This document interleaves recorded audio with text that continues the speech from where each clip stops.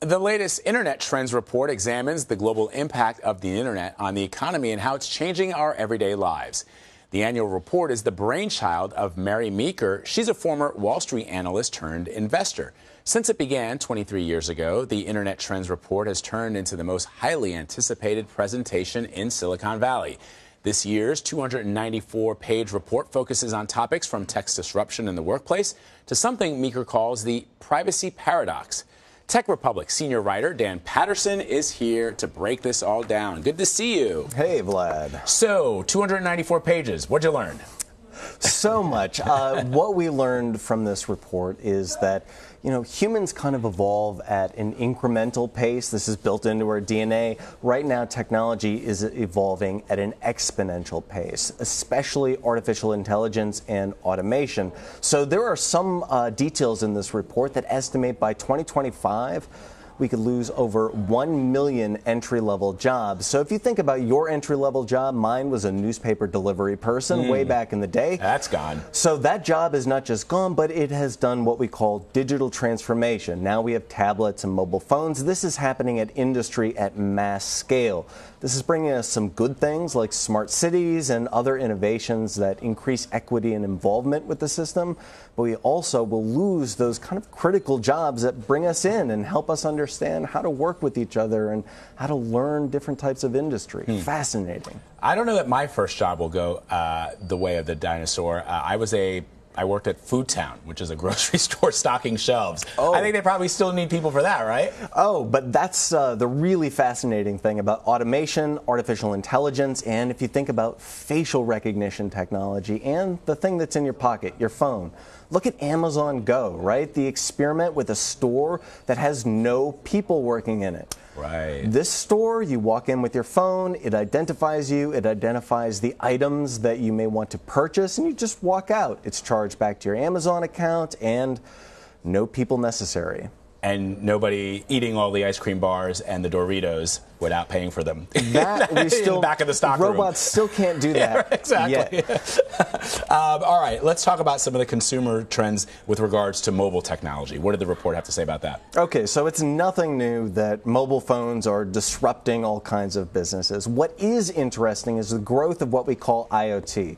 That's the Internet of Things. So this is everything around us. The HBO show Silicon Valley kind of made fun of this with the internet-connected fridge. Why do I need that? I'm not sure.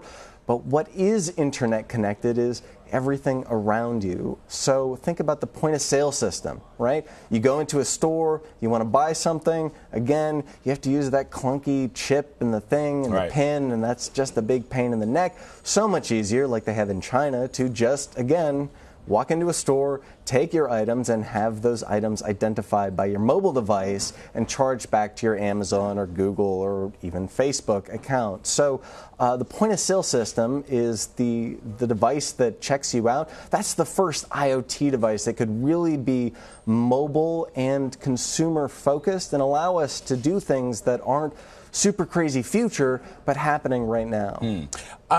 Another thing that Meeker writes about in this report is the paradox, or the privacy paradox. Explain what that is.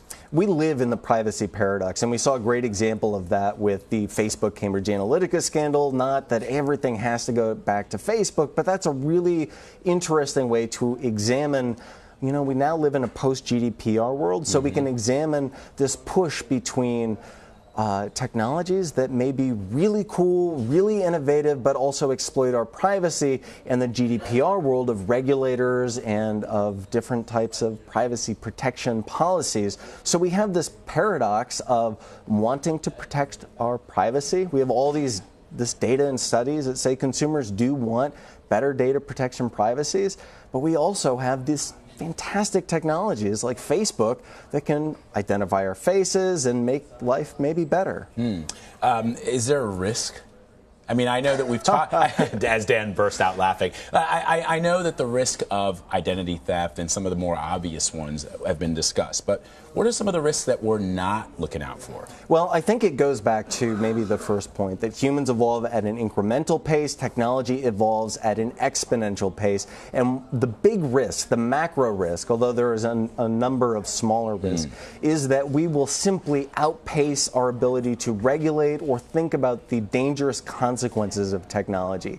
Every time I speak to an expert in the data field, they tell me their biggest fear is runaway artificial intelligence. These are AI systems that are capable of learning and being built by monocultures, right? If you have one type of person, let's say a white male, only programming AI algorithms, those algorithms will represent the inherent biases of one monoculture. And I don't mean to just pick on white males, but any monoculture, any single culture that creates algorithms that can learn, pick up on behaviors, adapt and change, suddenly we're in Westworld, or we're in a runaway AI world where algorithms really do determine how we think, how we feel, the news we see and consume.